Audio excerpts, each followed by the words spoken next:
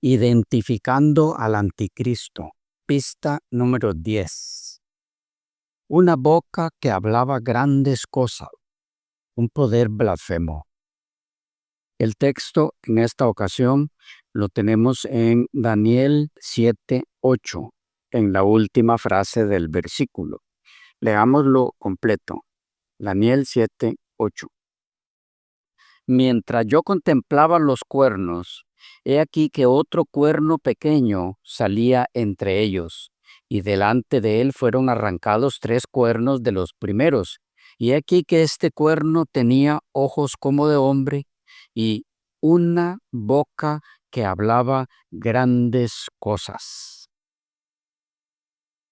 Una boca que hablaba grandes cosas. He aquí la pista en la que estaremos trabajando en esta ocasión. Una boca que hablaba grandes cosas. ¿A qué se refiere esta característica del cuerno pequeño que luego se engrandeció? ¿Qué significa grandes cosas en relación a lo que este cuerno hablaba? El término hebreo aquí para grande es rab. Se emplea en el libro de Daniel 8 veces, en 2:48, 4:3, 7:3, 7, 8, 11, 17 y 20, los versículos. ¿Cuál es el sentido de esta palabra aquí? Es la vanagloria, la altivez. Según C.F. Keil, la boca que habla grandes cosas es una boca vanagloriosa, que habla cosas presuntuosas. En el comentario sobre el Antiguo Testamento en 10 volúmenes.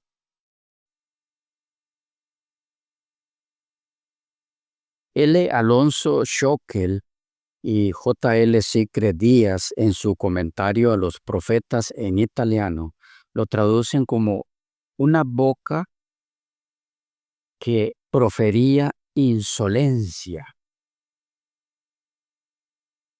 Pierre Grelot, en el libro de Daniel de Editorial Verbo Divino, dice: al insistir en las palabras arrogantes del cuerno cambiado en hombre, alude a su actitud de perseguidor.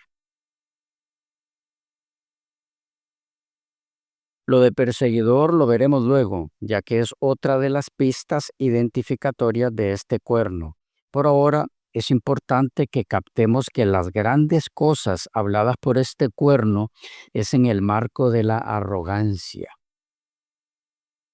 Igual traduce Marco Stembrimi en su comentario en italiano a Daniel: una boca que hablaba con arrogancia.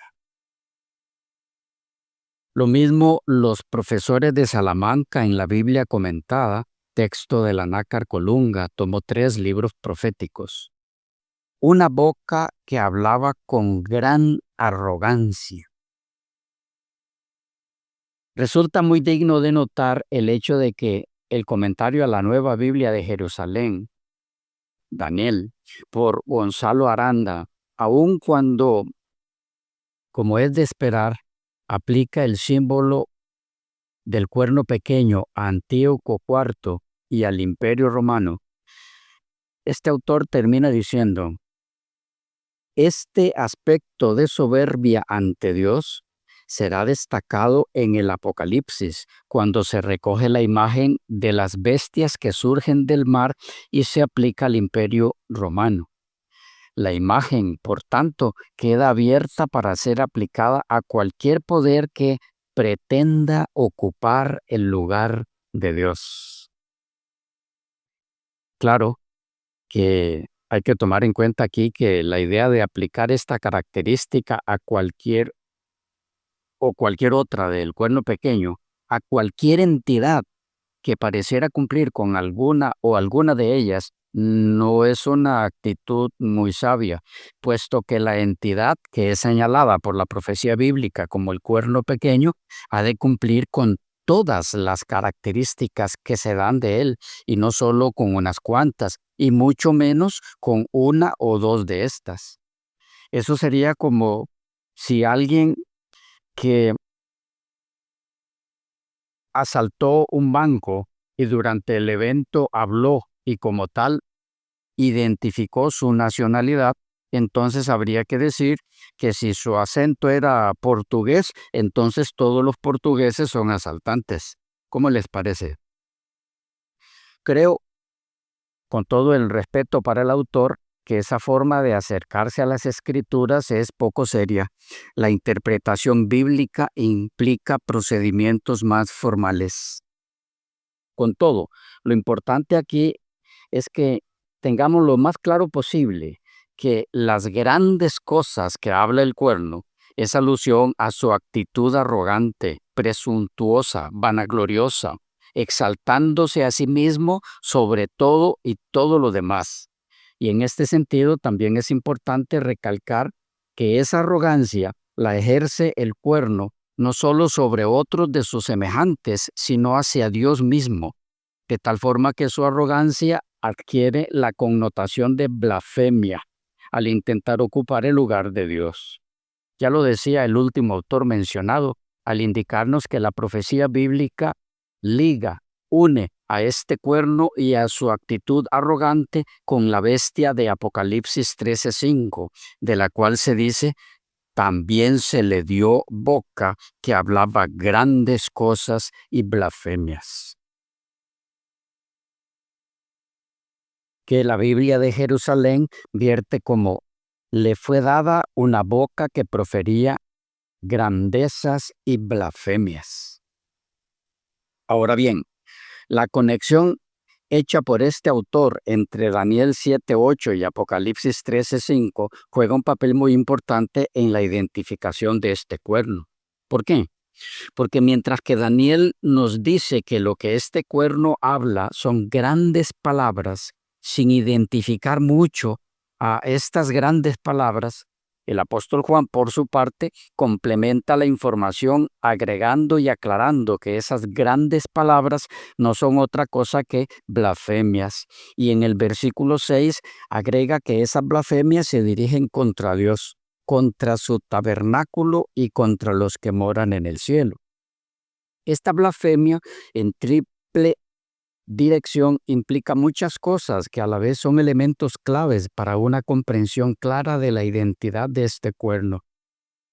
Habría de ser un poder que se colocaría en el lugar de Dios, sobre su tabernáculo o templo, y sobre los ángeles, los que moran en el cielo. La pregunta es: ¿cumple con estas tres características el sistema que hemos venido identificando a través de esta serie? ¿Le calzan al poder papal estas tres actitudes arrogantes en esas tres direcciones hacia las cuales dirige el cuerno pequeño su arrogancia? Antes de responder esa pregunta, es importante que miremos primero si es correcto ligar, unir las grandes palabras del cuerno pequeño del capítulo 7 de Daniel con la bestia de Apocalipsis 13:1 al 10. ¿Se está hablando en ambos casos de la misma entidad? Si es así, estamos ante información más que clara en la identificación de este cuerno. ¿Qué dicen los conocedores en esta área al respecto? Peter Lynch dice: las blasfemias se entienden por este hablar de grandes cosas. Daniel 11:36, Apocalipsis 13:5.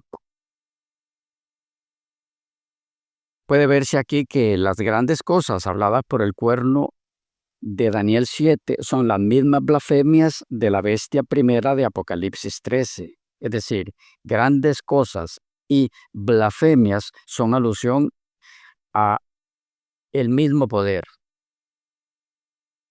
A. Beban dice: La boca que habla grandes cosas es alusión a su orgullo y especialmente a sus blasfemias contra el Dios de Israel,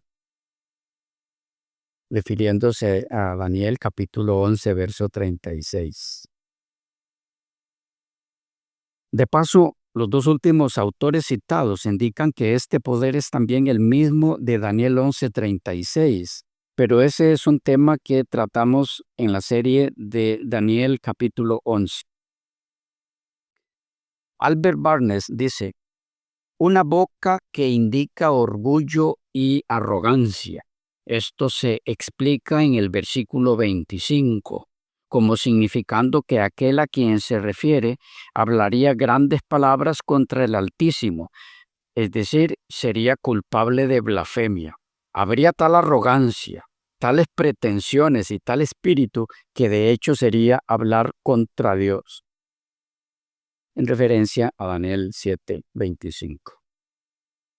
C.F. Cale dice, la bestia apocalíptica, de Apocalipsis 13, 1 al 10, debe representar no el levantamiento del tercer reino mundial de Daniel, el leopardo, sino la aparición del cuarto, y esa aparición del cuarto, especialmente en su última forma, que Daniel había visto como el cuerno pequeño. Grant R. Osborne dice, en Apocalipsis 13:2 se describió a la bestia como poseedora de una boca como de un león. Aquí vemos cómo ruge el león, a saber, con palabras jactanciosas de blasfemia.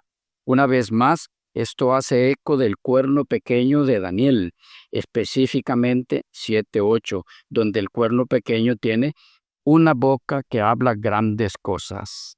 Sigue diciendo Osborne.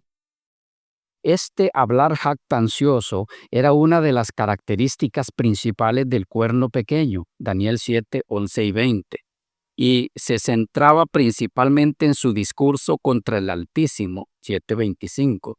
Además, el rey malvado se exaltará y engrandecerá a sí mismo por encima de todo Dios y dirá cosas inauditas acerca del Dios de los dioses, hasta que se cumpla el tiempo de la ira. Daniel 11:36. Sigue diciendo este autor, aquí en Apocalipsis 13:6, estas megala o grandes se definen además como blasfemias que significan literalmente abusar o calumniar el nombre de Dios y se refiere a la bestia reclamando el nombre de Dios para sí misma y exigiendo que las naciones le adoren a ella en lugar de Dios. 13:6 de Apocalipsis. El uso de megas para estas pretensiones de grandeza es deliberado, pues a lo largo del libro de Apocalipsis se ha utilizado este término para los grandes actos de Dios. Por ejemplo, capítulo 8, versículos 8, 10, 12, 14, 18, 21, 19, 17 y 20, 11. Y las grandes voces de sus heraldos angélicos en 1:10, 5:2, 7, versículos 2 y 10, 8:13 y 10:3. Por el contrario, sigue diciendo este autor, las fuerzas del mal reclaman grandeza para sí mismas. 14:8, 16:9, 17:1 y 19:2 de Apocalipsis. Especialmente el gran dragón, capítulo 12, versículos 3 y 9. Así pues, estas pretensiones se denominan propiamente grandes, es decir, palabras insolentes. Siempre recalcando la relación y la dependencia de Apocalipsis 13 de Daniel 7, Judith Kobaes y Christopher Rowland dicen, la influencia de Daniel 7 es evidente aquí. La bestia del mar de 13:1 recuerda a las 4 bestias que surgen del mar en Daniel 7:1 al 8, aunque la bestia de Juan es única, con múltiples cabezas, por lo que 4 de las bestias de Daniel se fusionan aquí en una sola. Refiriéndose a las grandes cosas proferidas por la bestia de Apocalipsis 13:5, Pierre Prigren, en el Apocalipsis de San Juan en francés, recalca que la palabra proviene de Daniel 7, 8 y 20, y agrega: la bestia de Apocalipsis 13, 1 al 10, aparece pues como descendiente de la cuarta bestia de Daniel, y como ella se opone violentamente a Dios mismo, cuyo lugar soberano pretende ocupar.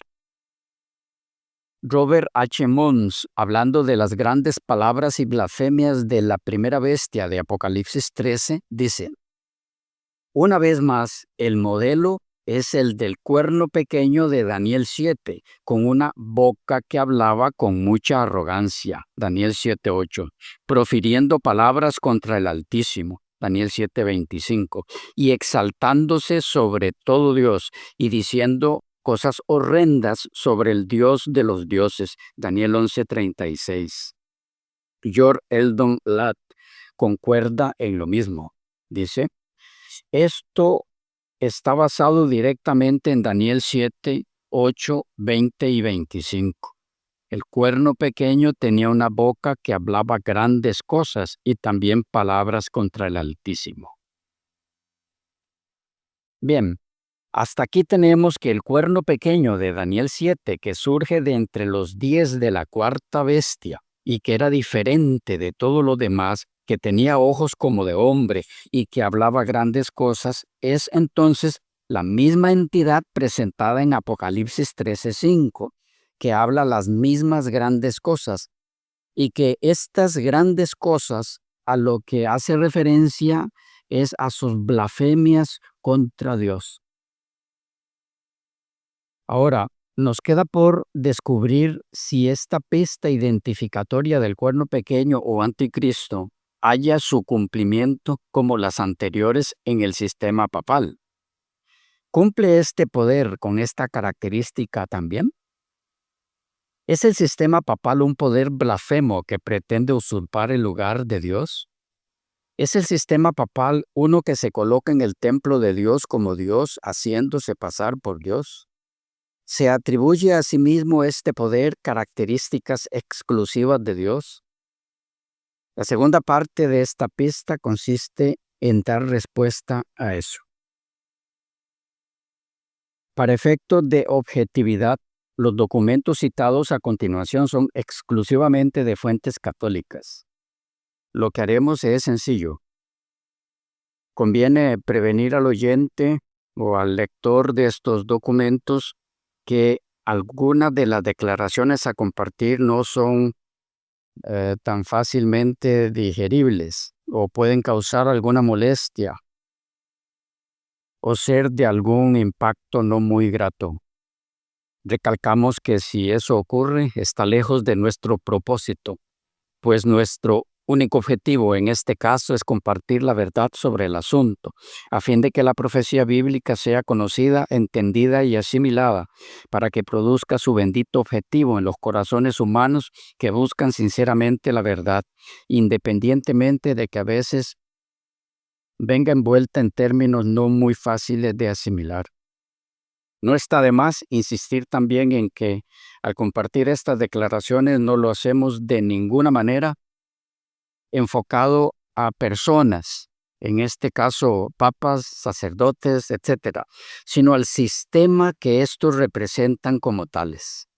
No hay que olvidar que el objetivo de toda esta serie es identificar al cuerno pequeño de Daniel 7, o lo que es lo mismo al anticristo de las Escrituras, al hombre de pecado, al hijo de perdición, en términos de otros escritores bíblicos, además de Daniel, y que esa entidad es un sistema y no una persona, aun cuando las personas lo van representando conforme pasa el tiempo, y mueren unos y vienen otros a sustituirlos. Con esto en mente, veamos las declaraciones, los documentos católicos que nos dirán si cumple o no el sistema papal con la pista de un poder blasfemo. Veamos en primer lugar esto en cuanto al poder y a la autoridad papal como tal. Del Diccionario de Derecho Canónico por D. Isidoro de la Pastora y Nieto, bajo la dirección del excelentísimo señor de Judas José Romo, arzobispo de Sevilla. Dice así, en la página 132. El Papa no tiene superior en la tierra.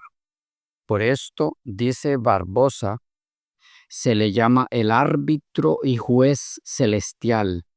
Se dice que tiene un tribunal y consistorio con el mismo Jesucristo, cuyo vicario es en la tierra. Misma obra. Dice, el Papa con justa causa puede dispensar de lo que establecieron los apóstoles en cosas que no sean de fe. C. Lecto 34, Q.1. Este último punto mencionado es curioso porque el documento no define qué es lo que no es de fe. Pero bien, continuamos. En este caso con las declaraciones siguientes. Misma obra, página 134.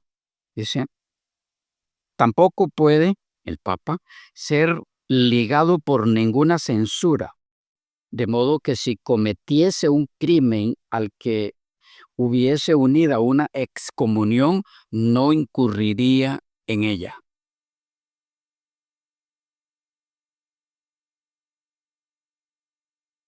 De Roberto Bellarmino, Disputaciones de Controversias, tomo 2, Controversia prima, libro 2, de Conciliorum Habettoritate, sobre la autoridad de los concilios, capítulo 17, edición 1628, volumen 1, página 266. Dice, todos los nombres que en la Escritura se aplican a Cristo, en virtud de los cuales se reconoce su supremacía sobre la Iglesia, se aplican también al Papa. De la Civiltà Católica del 18 de marzo de 1871, órgano oficial del Papa, dice, el Papa es juez supremo de la ley de la tierra. En él, los dos poderes, el espiritual y el secular, se encuentran como en su cúspide, porque él es el vicegerente de Cristo, que no solo es sacerdote para siempre, sino también Rey de Reyes y Señor de Señores. El Papa, en virtud de su alta dignidad, está en la cumbre de ambos poderes. Leonard Wolseley Bacon, página 129, de Una visión desde dentro del Concilio Vaticano, dice, el arzobispo Meining, como representante de la Iglesia Católica, en un sermón suyo de 1869, hablando en nombre del Papa, dice, pretendo ser el supremo juez y director de las conciencias de los hombres, del campesino que labra el campo y del príncipe que se sienta en el trono, del hogar que vive a la sombra de la intimidad y de la legislatura que hace las leyes de los reinos. Yo soy el único y supremo de lo que está bien y de lo que está mal.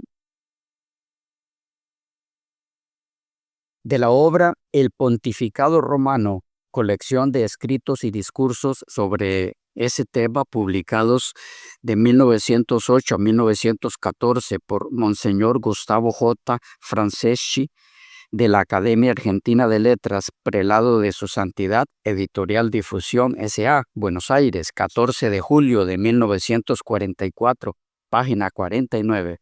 Se lee lo siguiente en relación con Hebreos 13:8, donde dice, Jesucristo es el mismo ayer y hoy y por los siglos. La vieja exclamación cristiana, Cristo ayer y hoy y por los siglos es la expresión total de la verdad. Por esto, igualmente el pontificado fue ayer y es hoy y será mañana indestructible como la palabra divina de Cristo. En segundo lugar, pasemos a mirar el cumplimiento de esta característica, una boca que hablaba grandes cosas, un poder blasfemo. En el área de el poder y la autoridad del sacerdote católico romano como tal, según la Iglesia Católica.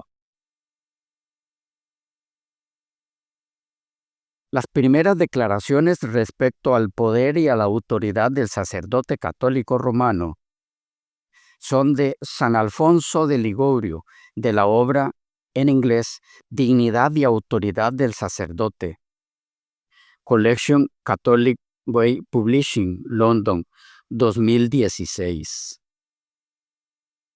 Veamos en primer lugar lo que dice este autor en esta obra respecto al sacerdote en lo que se refiere a su superioridad sobre los ángeles. Dice este autor así: la dignidad sacerdotal supera también la dignidad de los ángeles, que también muestran su veneración por el sacerdote, dice San Gregorio Nacianceno.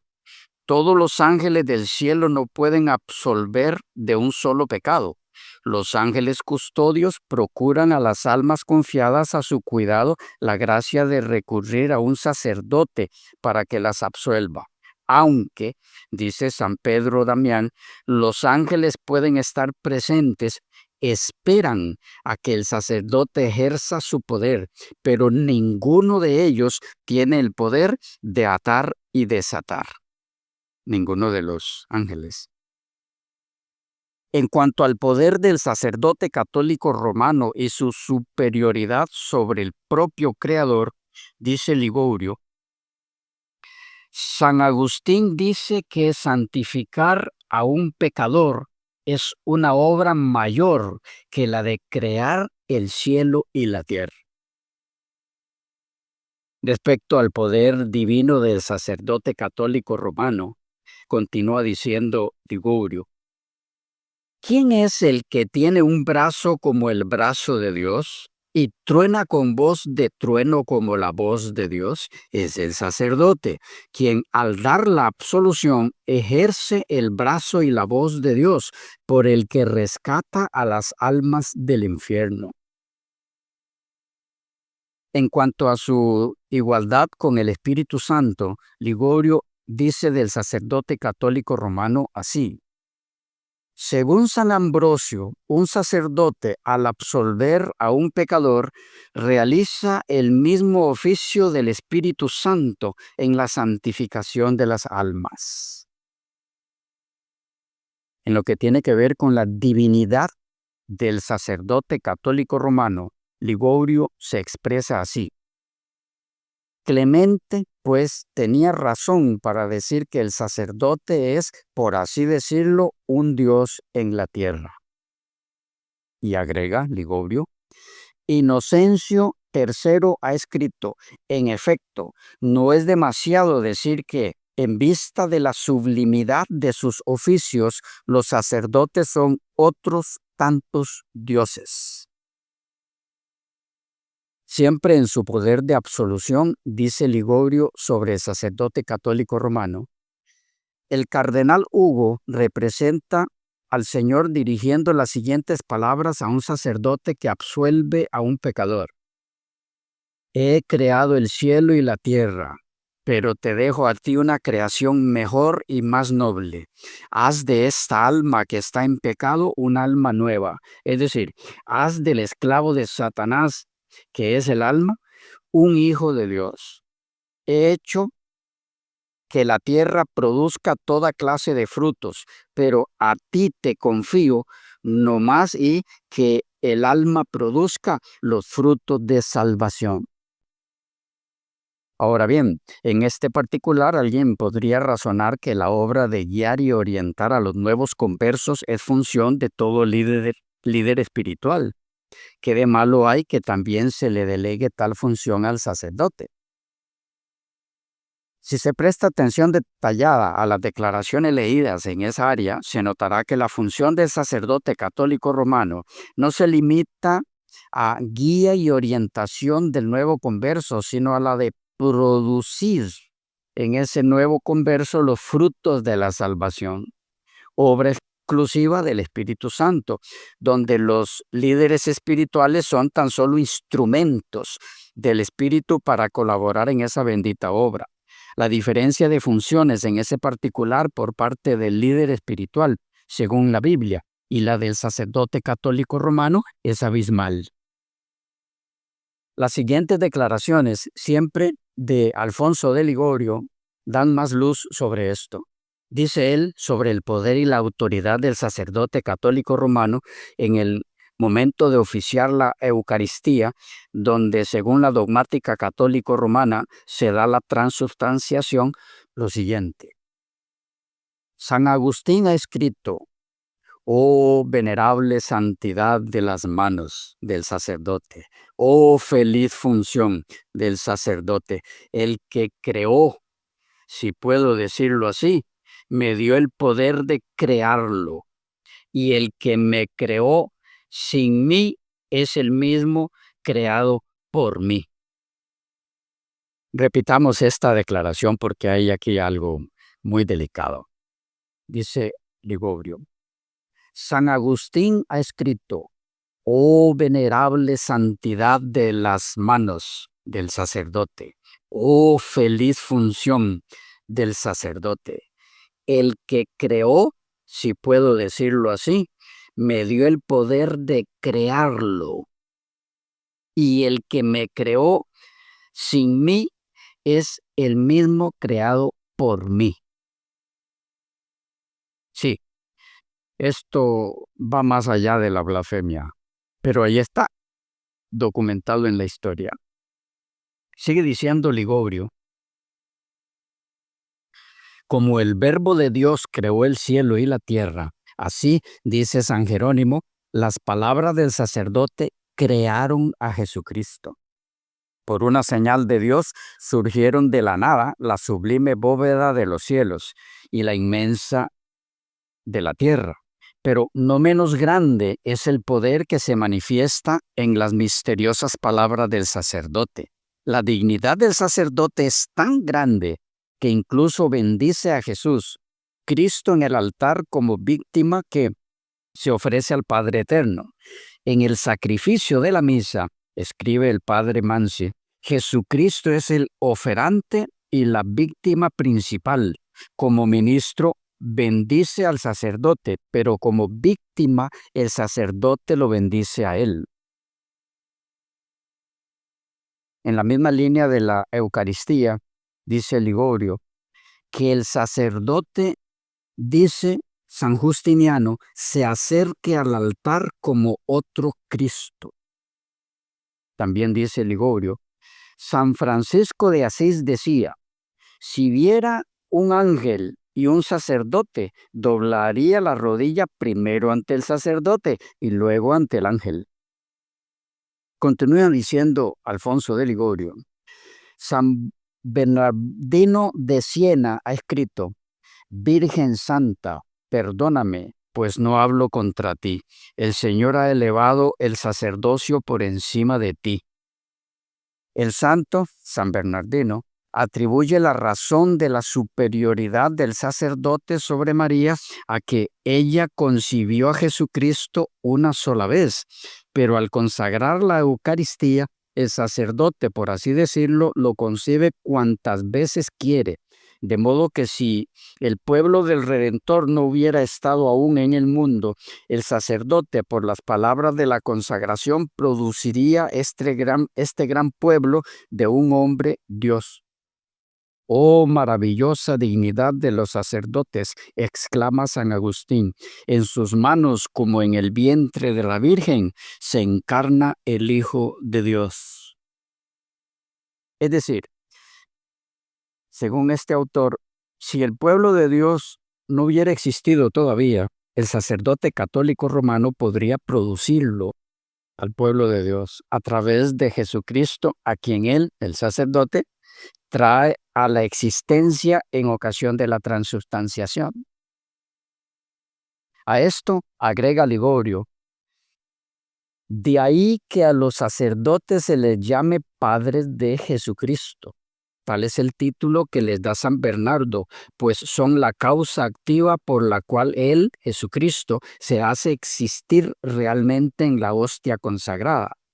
Así el sacerdote puede, en cierto modo, ser llamado el creador de su creador, ya que al pronunciar las palabras de la consagración, crea, por así decirlo, a Jesús en el sacramento, dándole una existencia sacramental, y lo produce como víctima para ser ofrecida al Padre Eterno. El poder del sacerdote, dice San Bernardino de Siena, es el poder divino, porque la transubstanciación del pan requiere tanto poder como la creación del mundo. Concluimos las declaraciones de Alfonso de Ligorio en su obra El poder y la autoridad del sacerdote, de donde hemos tomado todas las declaraciones anteriores, con una algo extensa pero muy esclarecedora en cuanto a la posición de la dogmática católico-romana respecto al poder del sacerdote. Declaración donde, como verán, Dios mismo obedece al sacerdote. La declaración dice así: la dignidad del sacerdote se estima también desde el poder que tiene sobre el cuerpo real y místico de Jesucristo. En cuanto al poder de los sacerdotes sobre el cuerpo real de Jesucristo, es de fe que, cuando pronuncian las palabras de la consagración, el Verbo encarnado se ve obligado a obedecer y a venir a sus manos bajo las especies sacramentales. En obediencia a las palabras de sus sacerdotes, hoc est corpus meum, Dios mismo desciende en el altar, que acude a donde le llamen, y cuantas veces los llamen, y se pone en sus manos, aunque estos sean sus enemigos. A su entera disposición, lo mueven a su antojo de un lugar a otro. Pueden, si quieren, encerrarlo en el tabernáculo o exponerlo en el altar o llevarlo fuera de la iglesia. Pueden, si quieren, comer su carne o darlo como alimento a otros. Oh, cuán grande es su poder, dice San Lorenzo Justiniano, hablando de los sacerdotes. Una palabra sale de sus labios y el cuerpo de Cristo es allí sustancialmente formado de la materia del pan, y el Verbo encarnado descendido del cielo se encuentra realmente presente en la mesa del altar. Nunca la bondad divina dio tal poder a los ángeles. Los ángeles acatan la orden de Dios, pero los sacerdotes lo toman en sus manos, lo distribuyen a los fieles y lo toman como alimento para sí mismos. El sacerdote tiene el poder de las llaves o el poder de librar a los pecadores del infierno, de hacerlos dignos del paraíso y de convertirlos de esclavos de Satanás en hijos de Dios. Y Dios mismo está obligado a acatar el juicio de sus sacerdotes y a no perdonar o a perdonar según denieguen o den la absolución los sacerdotes. Cuando San Miguel se acerca a un cristiano moribundo que invoca su ayuda, el santo arcángel puede ahuyentar a los demonios, pero no puede liberar a su cliente de sus cadenas hasta que un sacerdote venga a absolverlo. Bien, hasta aquí las declaraciones del doctor católico Alfonso de Ligorio, conocido en el catolicismo como el gran San Alfonso de Ligorio, Alfonso de Liguori. Es importante no olvidar que el propósito al compartir dichas declaraciones es mirar si hay en ellas ese elemento blasfemo que caracteriza al anticristo o cuerno pequeño de la profecía de Daniel, que es el tema que nos ocupa en esta sección. Con el propósito de contar con más elementos de juicio para formarse un criterio objetivo y claro sobre el asunto, compartimos a continuación declaraciones en esa misma línea, ahora de otros autores reconocidos en el catolicismo romano, en la misma línea del poder del sacerdote católico romano. Del libro La unción del sacerdote con Cristo, Sacerdote y Víctima, por R. Garrigo Langrecht, segunda edición, Patmos, Libro de Espiritualidad, 51, Ediciones Real S.A., Madrid, 1962, leemos: el sacerdote celebrante hace las veces de Cristo, es otro Cristo. De la obra Tercero Catecismo y Exposición de la Doctrina Cristiana por Sermones, mandado a imprimir por el Concilio Provincial del año 1773, París, Librería de Rosa y Bouret en 1867, se lee respecto a la reverencia rendida por los ángeles al sacerdote lo siguiente: estos, los sacerdotes, tienen poder que les da Dios cuando se consagran para ofrecer el sacrificio del altar y consagrar allí el verdadero cuerpo de Jesucristo, el cual muestran al pueblo, alzándole en alto para que todos le adoren, y por eso se visten las vestiduras santas cuando salen a decir misa, porque representan a Jesucristo, que ofreció sacrificio de sí mismo en la cruz y en la cena con sus discípulos en la forma de pan y vino. Y así es grande aquel misterio que se celebra en el altar, y los ángeles hacen reverencia al sacerdote por el gran poder que Dios les dio. Sobre el sacerdote como mediador entre Dios y los hombres, la obra titulada El Catecismo Mayor de la Doctrina Cristiana, dispuesto por el Ilustrísimo Señor D. Rafael La Sala y Losela, del Orden del Gran Padre San Agustín, Cervera, en la imprenta de la Pontificia y Real Universidad, dice: pregunta, ¿cuál es la forma de la absolución y cómo usa de ella el sacerdote? Respuesta, la forma de la absolución se contiene en estas palabras: yo te absuelvo de tus pecados en el nombre del Padre, del Hijo y del Espíritu Santo. En ella habla el sacerdote como ministro de Dios y de su Hijo Jesucristo, y ejerce jurisdicción como juez e intercede por el pecador como medianero entre Dios y el hombre. Página 409. Respecto a la capacidad e inteligencia del sacerdote católico romano por sobre todo otro ser humano, en el capítulo 7 del Sacramento del Orden de Catecismo Romano, promulgado por el Concilio de Trento, comentado y anotado por R.P. Alfonso M.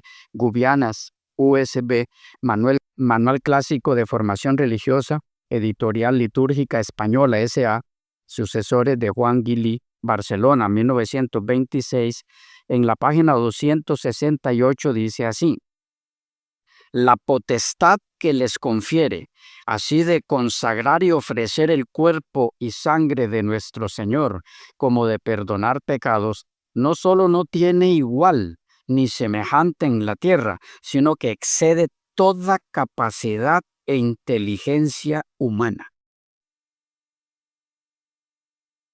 En cuanto al sacerdote como juez, en el ya mencionado Catecismo Mayor de la Doctrina Cristiana por Rafael La Sala y Losela, tenemos que: estamos obligados por precepto divino, en virtud de la institución de este sacramento, la confesión, a confesar todos nuestros pecados en particular, para que, conocidos por el sacerdote como maestro, médico y juez, pueda con la doctrina, medicina y penalidades que juzgare conveniente, instruirnos, curarnos y enmendarnos. Y del ya mencionado también la unción del sacerdote con Cristo, sacerdote y víctima, de Garrigou, se lee así: el buen confesor, en el sentir de todos, debe ser padre espiritual, director, médico, doctor y juez. Página 240. 4 son, según la enseñanza óptimamente explicada por San Alfonso, los oficios que debe practicar el buen confesor: de padre, de médico, de doctor y de juez. Página 26. Como juez, a veces deberá interrogar para ser necesario para la integridad de la confesión y formarse el juicio de dar o negar absolución. Página 27. Bien, es tiempo para una síntesis de la autoridad reclamada y exigida por el sistema papal, tanto para el Papa como para el sacerdote católico romano. A. Respecto al papado, el catolicismo romano sostiene que 1. El Papa es árbitro y juez celestial, uno en el tribunal con Cristo. 2. El Papa está exento de toda censura. 3. Al Papa se aplican todos los nombres y títulos que se dan a Cristo en las Escrituras: sacerdote para siempre, rey de reyes, señor de señores, Dios, etc. 4. El Papa es ayer y es hoy y es por los siglos. B. Respecto al sacerdote católico romano. 1. El sacerdote es superior a los ángeles. 2. Es reverenciado por los ángeles. 3. Por su poder rescata las almas del infierno. 4. Es igual en poder al Espíritu Santo. 5. Es Dios en la tierra. 6. Es creador del creador. 7. Dios mismo está sujeto a sus órdenes, obligado a obedecerle. 8. Es mediador entre Dios y los hombres. 9. Es juez de los hombres y mujeres que le confiesan sus pecados. 10. Puede exponer, esconder o encerrar o llevar a donde quiera a su antojo al Hijo de Dios, a quien crea en ocasión de la transubstanciación. Dejamos con nuestros amados oyentes la respuesta a la pregunta: ¿cumple el sistema papal con la característica del anticristo o cuerno pequeño de la profecía de Daniel, que indica, entre otras cosas, que tal entidad sería un poder blasfemo? Es todo por ahora. Bendiciones y hasta la próxima.